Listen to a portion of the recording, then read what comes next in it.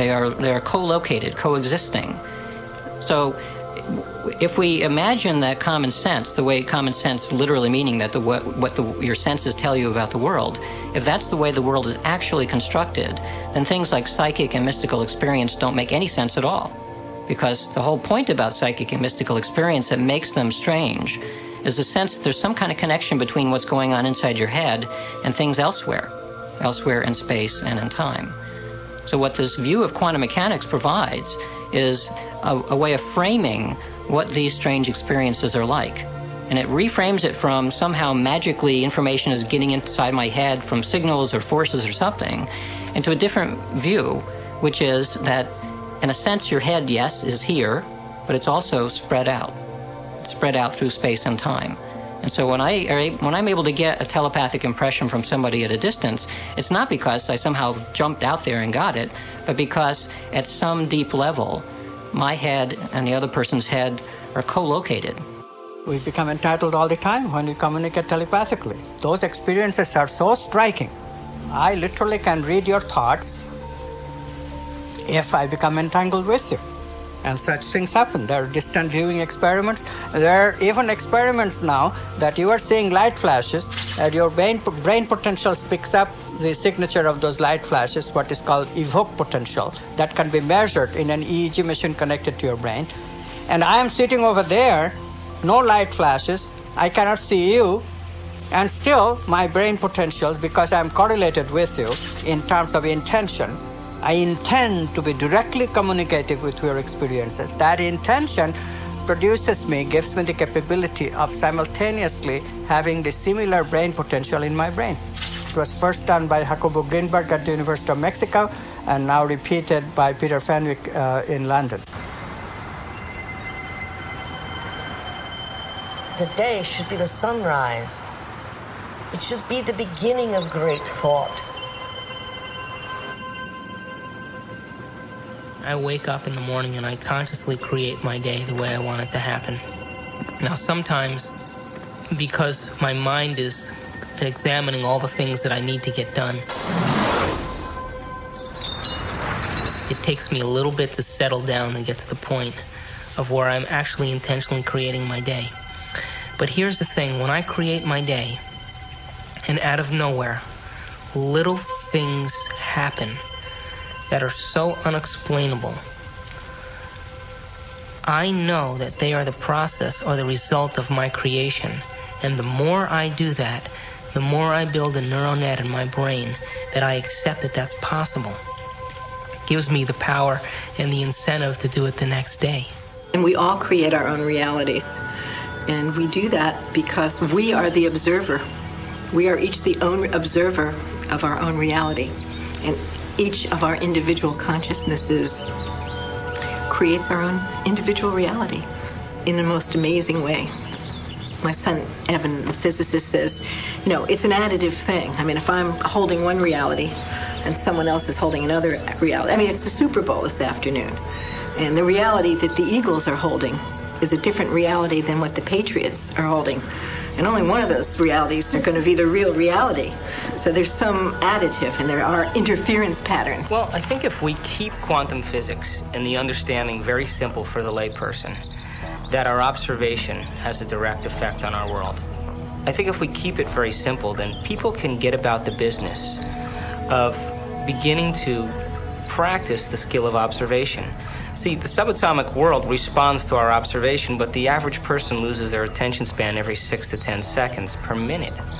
So that doesn't leave a lot of room for our attention span. So how can the very large respond to someone who doesn't have the ability to even focus and concentrate? Maybe we're just poor observers. Maybe we haven't mastered the skill of observation, and maybe it is a skill.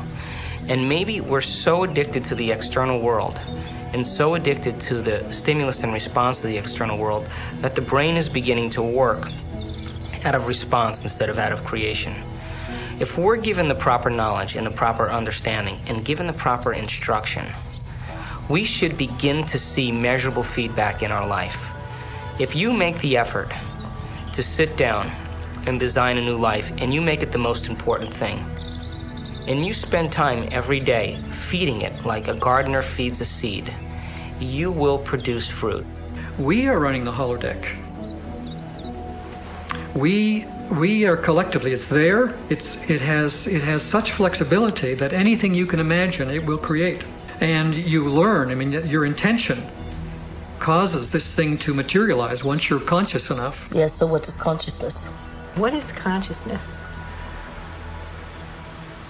Well, consciousness is a very difficult thing to define. What is consciousness? Where does it come from? People have been trying to explain consciousness and try to figure out what exactly it is, what it means for us as human beings, why we even have it.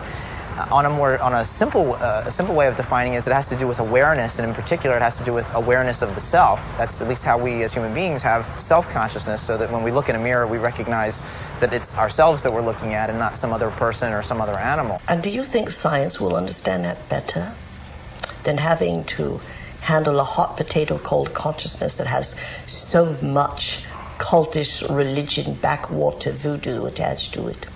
Consciousness has been left out of the equations of physics in general, as well as quantum physics, for a very simple reason. It's easier to do things that way.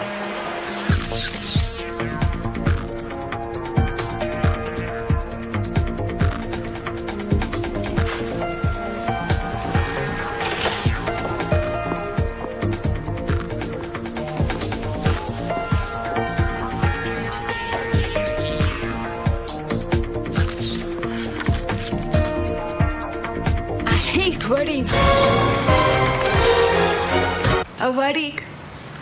Come on, blink. This is a good assignment, if you'd see it that way. But to see, I do. They did. Oh, God, Amanda. I mean, you live in your past. I mean, everything with you is about what happened. You hate churches, you hate weddings, you hate guys. Consciousness, we have great trouble defining it. To me, consciousness is a byproduct of spirit entering dense matter. But we have a long, long way to grow before we get to the stage where it is meaningful for us to ask the question, will we know God? Most people think of God as that great figure in the sky with the white beard who's scrutinizing the human race from above. They see us here on earth as in some form of neutral testing ground, where we're placed by God for a period, and God watches from above, registering the scores on his laptop as to whether we perform according to his designs or whether we're offending him, as it's put. An absolutely outrageous idea. How could we offend God, the type of God that people believe in? How could it matter so much to him? How could it, above all, matter that he would find it so serious a situation that he could condemn us to an eternity of suffering? These are bizarre ideas, but obviously they have a great hold on the fears and the limitations and the insecurities of people, which is why religion can play so effectively, whether deliberately or otherwise, on those insecurities. People fall into line very readily when they're threatened by these cosmic sentences.